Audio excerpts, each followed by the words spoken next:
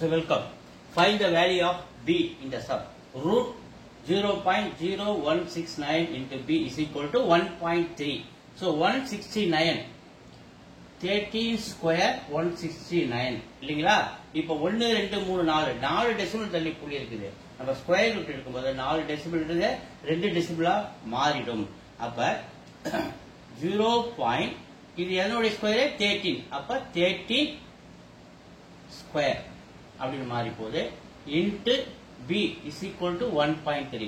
Square root cancel ஆயிடுச்சுன்னா 0.13 into b 1.3 ரைட்ஸ்ல அப்படியே நிற்பாரு. நமக்கு b ஓட வேல்யூ வேணா 1.3. இவர் இந்த பக்கம் வந்து டிவைட் ஆகிறாரு 0.13. ஸோ மேல ஒரு டெசிமல் தள்ளி புள்ளி இருக்கு, கீழே 2 டெசிமல் தள்ளி புள்ளி இருக்கு. கீழே தான் அதிகமா இருக்குது இல்லையா?